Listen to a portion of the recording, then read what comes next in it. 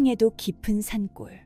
해가 뉘엿뉘엿 저물어가는 저녁 무렵, 최진우는 낡은 도끼를 들고 터덜터덜 집으로 향하고 있었다. 그는 가난한 사냥꾼이었다. 찢어지게 가난한 집안 형편에 장가도 못 가고 늙은 홀어머니를 모시고 근근히 살아가고 있었다. 그의 얼굴은 검게 그을렸고 옷은 남루했지만 눈빛만은 형형하게 빛났다. 그러나 그 눈빛 속에는 어딘지 모를 슬픔과 고독이 짙게 드리워져 있었다. 오늘도 허탕이었다. 산짐승은 커녕 토끼 한 마리 보이지 않았다. 진우는 한숨을 푹 내쉬었다. 에휴, 오늘도 빈손이구나. 어머니께 드릴 약초라도 캐야 할 텐데. 그때 저 멀리서 희미한 울음소리가 들려왔다. 진우는 소리가 나는 쪽으로 조심스럽게 다가갔다. 덤불 속에 웬 커다란 새 한 마리가 덫에 걸려 발버둥치고 있었다. 붉은 깃털이 햇빛에 반짝이는 것이 예사새가 아니었다. 불닭, 불사조. 진우는 조심스럽게 덫을 풀어 불닭을 구해주었다. 불닭은 고맙다는 듯 진우의 주위를 맴돌며 구슬픈 울음소리를 냈다. 괜찮다. 어서 가거라. 진우가 불닭을 보내고 다시 길을 가려는데 이번에는 어디선가 씩씩거리는 소리가 들렸다. 발밑을 보니 커다란 구렁이 한 마리가 물살에 휩쓸려 떠내려오고 있었다. 진우는 얼른 굵은 나뭇가지를 꺾어 구렁이를 물 밖으로 건져 올렸다. 구렁이는 온몸이 검은 비늘로 뒤덮여 있었고 눈은 황금빛으로 번뜩였다. 이 녀석, 꽤나 큰 놈이구나.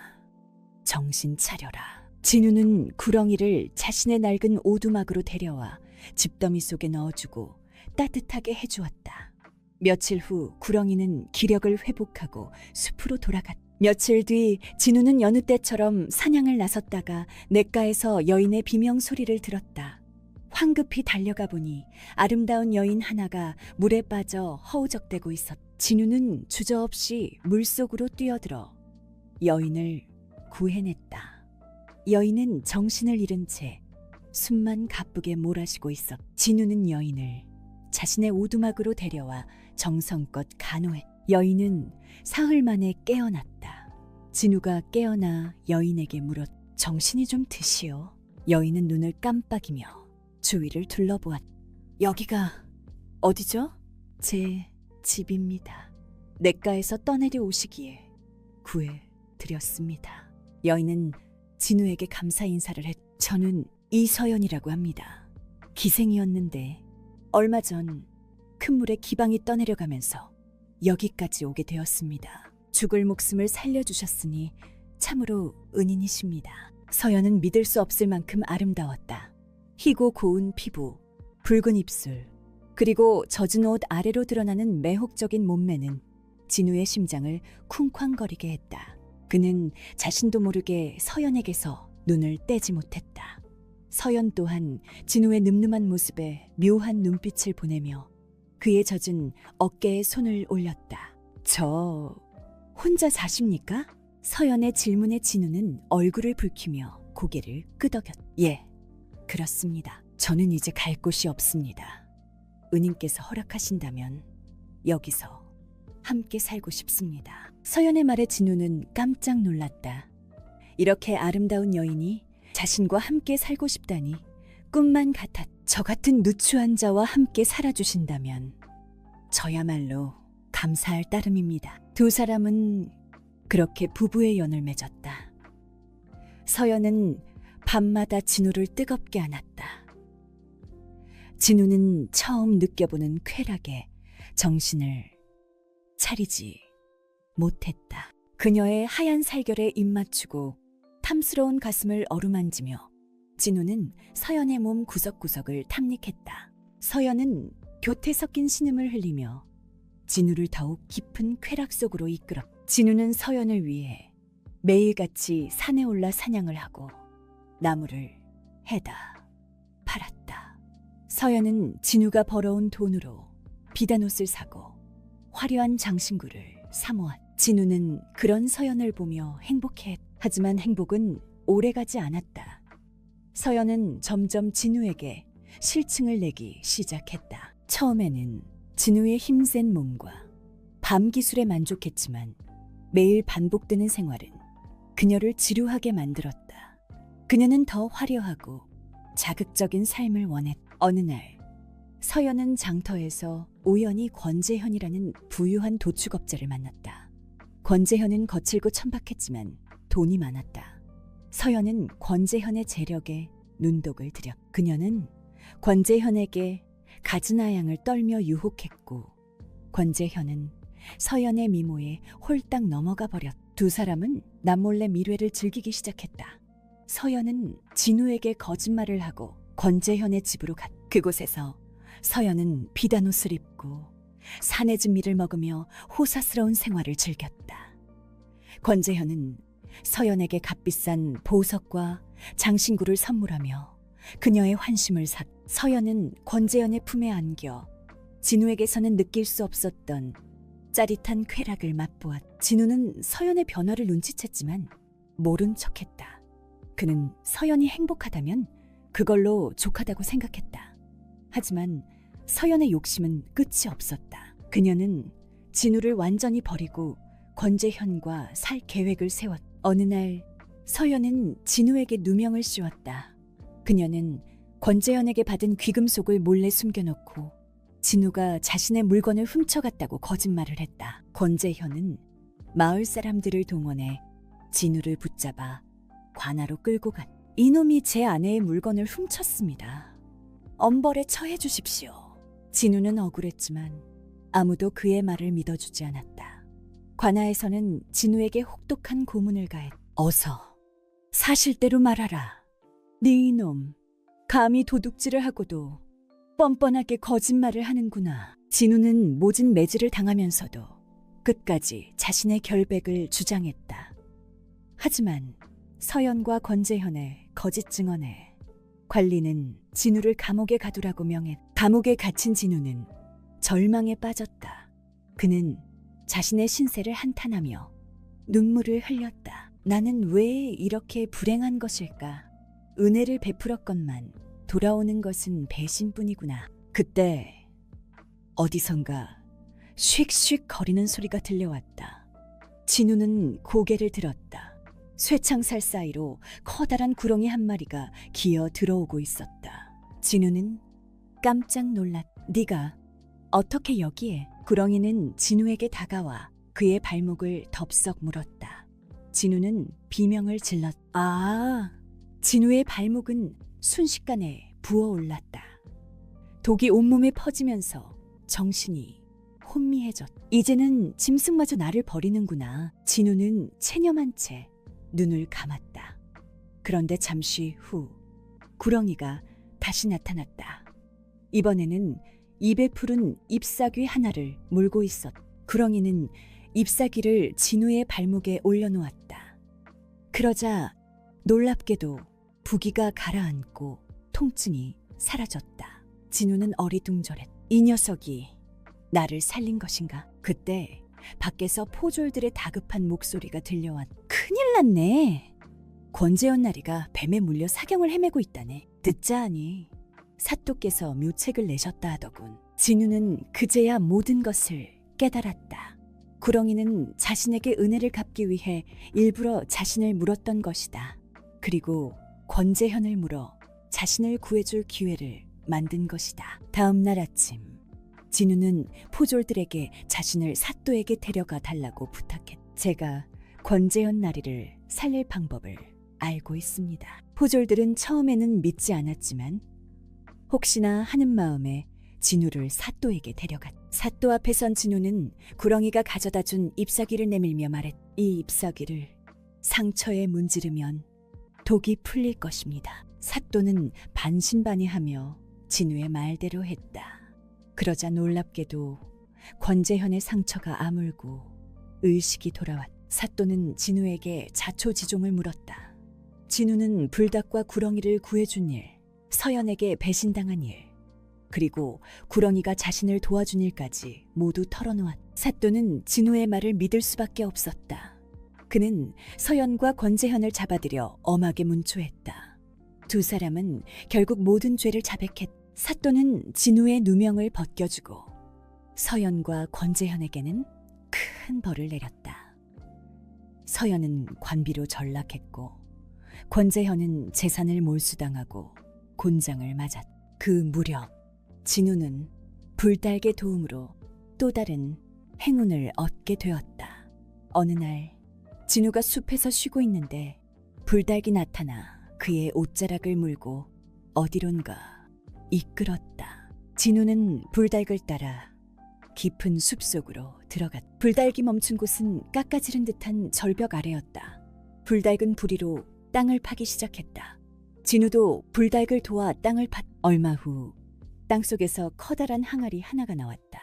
항아리 안에는 빛나는 황금과 귀한 산삼이 가득 들어있었다. 이게 다 무엇이냐? 진우는 믿을 수 없다는 듯 항아리를 바라보았다. 불닭은 마치 이제 당신 것이오라고 말하는 듯 진우를 향해 날갯짓을 했다. 진우는 불닭과 구렁이 덕분에 누명을 벗고 부자가 되었다. 그는 마을 사람들에게 쌀과 옷을 나눠주고 가난한 사람들을 도왔다. 그리고 다시는 여인을 가까이 하지 않고 평생 홀로 살면서 선행을 베풀며 살았다. 하지만 그의 마음 한구석에는 여전히 서연에 대한 미련이 남아있었다. 그는 가끔씩 서연을 떠올리며 씁쓸한 미소를 지었다. 그 여인이 아니었다면 나는 여전히 가난하고 외로운 사냥꾼으로 살았겠지. 하지만 그 여인 덕분에 나는 새로운 삶을 얻었다. 어쩌면 이것이 운명일지도 모른다. 진우는 그렇게 생각하며 자신의 삶을 받아들였다. 그는 비록 사랑에는 실패했지만 인생의 더 큰 의미를 깨달았다. 그는 더 이상 외롭지 않았다. 그의 곁에는 그를 믿고 따르는 마을 사람들이 있었고 그를 도와준 신비로운 동물들이 있었다. 세월이 흘러 진우는 백발의 노인이 되었다. 그는 죽기 전에 마을 사람들에게 자신의 이야기를 들려주었다. 사람은 은혜를 잊지 말아야 합니다. 짐승도 은혜를 갚는데 하물며 사람이 어찌 은혜를 잊을 수 있겠습니까? 그리고 욕심은 화를 부릅니다. 과도한 욕심은 자신을 파멸로 이끌 뿐입니다. 진우의 이야기는 오랫동안 마을 사람들의 입에서 입으로 전해졌다.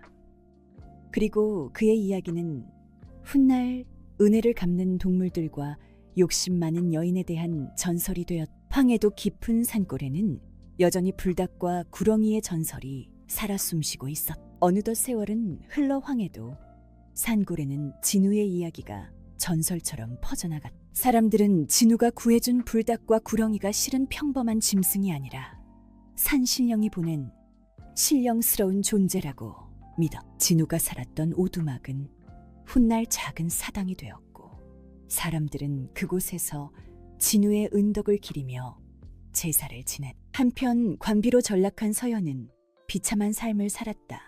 그녀는 매일같이 고된 노동에 시달렸고 사람들의 멸시와 조롱을 받았다. 권재현은 곤장을 맞은 후유증으로 오래 살지 못하고 죽었다. 서연은 권재현의 죽음 이후 더욱더 외롭고 고통스러운 나날을 보냈다. 그녀는 자신의 어리석음과 탐욕을 후회했지만 이미 때는 늦었다. 내가 어쩌다 이렇게 되었을까? 진우님, 죄송합니다. 서연은 밤마다 진우를 생각하며 눈물을 흘렸다. 그녀는 진우의 따뜻한 마음과 넓은 아량을 그리워했다. 하지만 그녀가 진우에게 돌아갈 수는 없었다. 그녀는 너무나 큰 죄를 지었고 진우에게 씻을 수 없는 상처를 주었다. 어느 추운 겨울날 서연은 길가에 쓰러져 죽었다. 아무도 그녀의 죽음을 슬퍼하지 않았다. 그녀의 시신은 며칠 동안 길가에 방치되었다가 이름 모를 누군가에 의해 거적에 쌓여 묻혔다. 진우는 서연의 죽음 소식을 듣고 깊은 슬픔에 잠겼다. 그는 서연을 용서했지만 그녀의 비참한 최후는 그의 마음을 아프게 했다. 결국 욕심이 그녀를 파멸로 이끌었구나. 가엾은 여인. 진우는 서연의 영혼을 위해 기도를 올렸다. 그는 서연이 저 세상에서라도 편안하기를 바랐다. 진우는 그 후로도 오랫동안 선행을 베풀며 살았다. 그는 자신의 재산을 가난한 사람들에게 나누어 주고 병든 사람들을 돌보았. 마을 사람들은 진우를 존경하고 따라. 진우님은 우리 마을의 은인이십니다. 진우님 덕분에 우리는 굶주림에서 벗어날 수 있었습니다. 진우는 사람들의 칭찬에 겸손하게 대답했. 저는 그저 작은 도움을 주었을 뿐입니다. 모든 것은 하늘의 뜻입니다. 진우는 나이가 들어 죽음을 맞이할 때까지 겸손하고 베푸는 삶을 살았다. 그는 죽기 전에 마을 사람들에게 마지막 유언을 남겼. 서로 사랑하고 서로 도우며 살아가십시오. 그것이 진정한 행복입니다. 진우가 죽은 후 마을 사람들은 그를 기리기 위해 큰 비석을 세웠다. 비석에는 진우의 업적과 그의 가르침이 새겨졌다. 그리고 마을 사람들은 매년 진우의 기일에 제사를 지내며 그의 은혜를 잊지 않았다. 세월이 흘러 세상은 변했지만 진우의 이야기는 여전히 황해도 산골에 남아 있었다. 그리고 진우가 살았던 오두막터에는 여전히 신비로운 기운이 감돌았다. 사람들은 그곳을 진우의 숲이라고 불렀고 그곳에서 소원을 빌면 이루어진다고 믿었다. 어느 날 한 젊은 부부가 진우의 숲을 찾아왔다. 부부는 아이를 갖지 못해 슬픔에 잠겨 있었다. 부부는 진우의 사당 앞에서 간절하게 기도를 올렸. 진우님, 저희에게도 아이를 점지해 주십시오. 부부의 기도가 끝나자 어디선가 맑은 새소리가 들려왔다. 부부는 하늘을 올려다 보았다. 하늘에는 붉은 깃털을 가진 아름다운 새 한 마리가 날고 있었다. 새는 부부의 머리 위를 세 바퀴 돌더니 동쪽으로 날아갔다. 부부는 신기하게 생각하며 집으로 돌아갔다. 그리고 얼마 후 아내는 임신을 했다. 부부는 건강한 아들을 낳았고 아들의 이름을 진우라고 지었다. 아이는 무럭무럭 자라 총명하고 용감한 청년이 되었다. 그는 아버지로부터 진우의 이야기를 듣고 자랐다. 그는 진우처럼 어려운 사람들을 돕고 정의로운 일을 하는 사람이 되겠다고 다짐했다. 어느 날 마을에 큰 흉년이 들었다. 사람들은 굶주림에 시달렸고 도적대가 들끓었다. 젊은 진우는 마을 사람들을 모아 도적대와 맞서 싸웠다. 그는 용감하게 싸웠고 결국 도적대를 물리쳤다. 마을 사람들은 젊은 진우를 칭송했다. 진우님은 우리 마을의 영웅이십니다. 진우님 덕분에 우리는 살았습니다. 젊은 진우는 겸손하게 대답했다. 저는 그저 제 할 일을 했을 뿐입니다. 모든 것은 하늘의 뜻입니다. 젊은 진우는 그 후로도 오랫동안 마을을 위해 헌신했다. 그는 가난한 사람들을 돕고 억울한 사람들을 위해 싸웠다. 그는 진우의 이름을 빛내는 훌륭한 사람이 되었다. 세월이 흘러 젊은 진우도 늙어 죽음을 맞이했다. 그는 죽기 전에 자신의 아들에게 유언을 남겼다. 너도 진우처럼 살아가거라. 어려운 사람들을 돕고 정의로운 일을 하거라. 그것이 진정한 삶의 가치이다. 그의 아들은 아버지의 유언을 가슴에 새기고 평생 동안 선행을 베풀며 살았다. 그리고 그의 자손들도 대대로 진우의 이름을 빛내는 훌륭한 사람들이 되었다. 황해도 산골에는 여전히 진우의 전설이 살아 숨쉬고 있었다. 그리고 진우의 숲은 여전히 신비로운 기운을 간직하고 있었다. 사람들은 그곳에서 소원을 빌고 진우의 가르침을 되새기며 살아갔다. 진우의 이야기는 단순한 전설이 아니었다. 그것은 삶의 지혜였고 희망의 메시지였다. 그리고 그것은 영원히 사람들의 마음속에 남아 세상을 밝히는 등불이 되었다. 시간이 흘러도 변치 않는 진실. 그것은 바로 은혜를 잊지 않고 욕심을 버리고 서로 사랑하며 살아가는 것이 진정한 행복이라는 것이었다. 그리고 진우의 이야기는 그 진실을 우리에게 전해주고 있었다.